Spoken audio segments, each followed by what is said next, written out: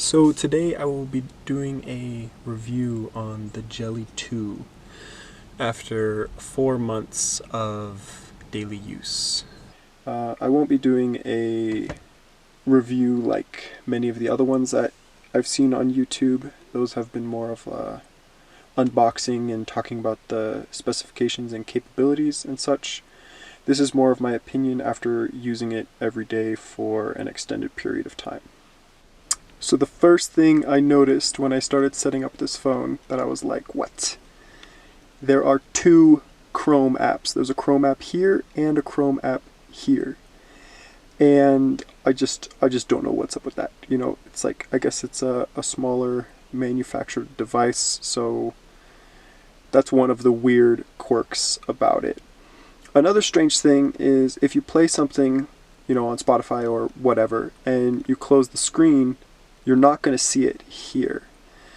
So if you're just trying to, you know, quick activate the screen to, you know, skip a song or whatever, you know, you have to actually unlock your phone to do it, which isn't a huge deal. That's why I have this thing, this little Spotify widget up here, make it a little bit easier. But it was something that I think is worth noting and a little bit strange.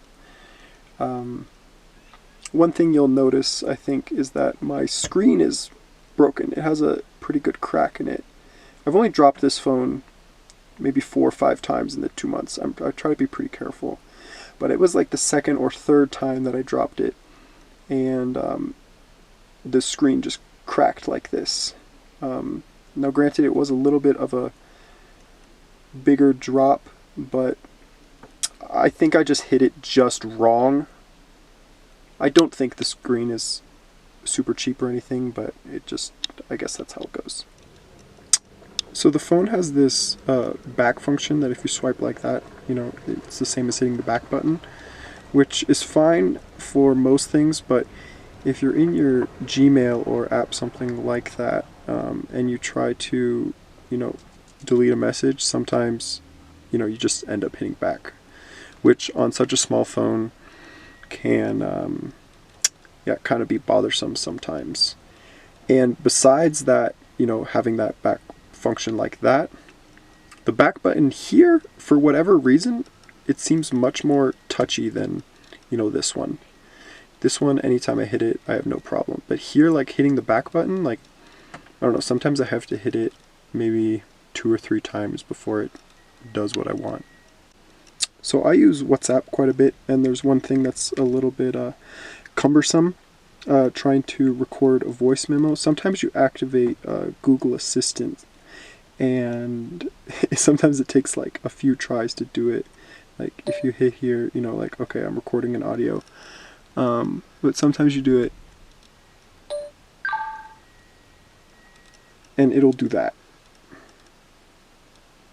I always have the phone in battery saving mode, and doing so every once in a while, it's pretty infrequent. When you're using Bluetooth, you'll hear just like a slight gap in the audio. You know, it's probably like once an hour, something like that. And also, when you're using GPS and you have battery saving on, if you turn the screen off, you will there's a chance you'll lose your GPS signal for whatever reason. Okay, a couple other cons I thought of. When you're in the camera, you know, you can take a photo, but then you can't access it right here.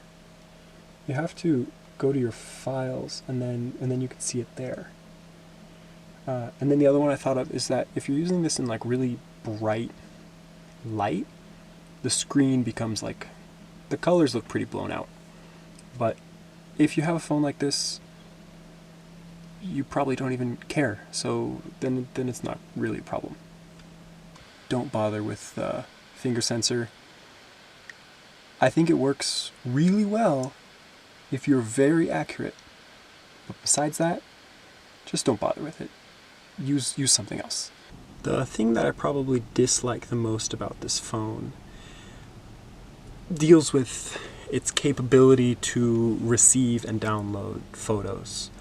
For example, if someone sends you a photo in your usual text messages, the quality is pretty terrible. Like, you don't really want to use the photo for anything. Like, it's good if you just want to be able to see something, but if you want to use the photo for anything, it's not really worth it.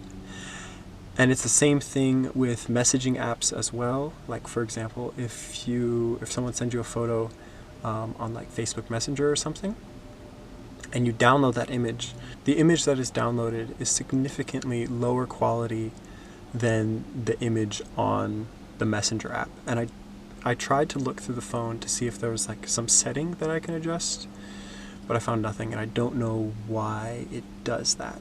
Also, the camera on this phone, it's kind of terrible.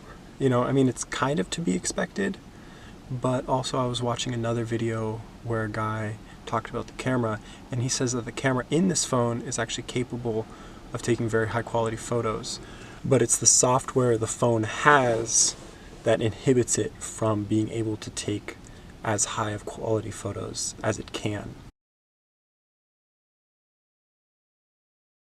I don't like to feel sucked into a phone, so I wanted to get something where, I'd only do what I need to do. And I really only like to have a phone for GPS, music, and contacting friends and family, and a quick internet search. That's about it. Surprisingly, I actually use this phone quite a bit for video chat, and for me, I have no problem with it. Yeah, sure, the screen's a little bit small, but yeah, I'm still able to use it. Still works just fine. A couple things that I really like about the phone, I'm not sure if this is just an Android 10 thing, because I've never had an Android 10. I really like that you can have like a multilingual keyboard, so you don't have to switch back and forth. And it's the same thing with the audio, where you could just speak, whatever language you're speaking, and then it'll do its thing, which is pretty useful. One of my favorite features about the phone is this little button right here that can turn on and off the flashlight without ever opening the phone. I think that's a really cool, handy feature.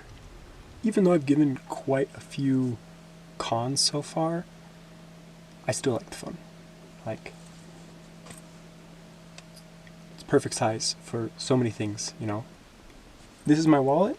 My phone slips right into my wallet. For someone who doesn't want to go to a dumb phone, but they don't need or like all of the features and things of a smartphone, I think this is a really great middle ground, because it really is a full smartphone, but you're not going to use it like a full smartphone. You're not going to want to, you're going to use it for what you need, and that's what I enjoy about it.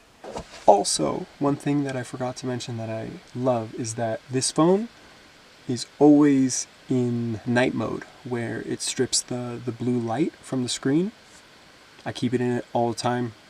I like it when a phone has the option to just leave it on and it never turns it off. And for me, it's really nice. I don't like the blue light of the phone.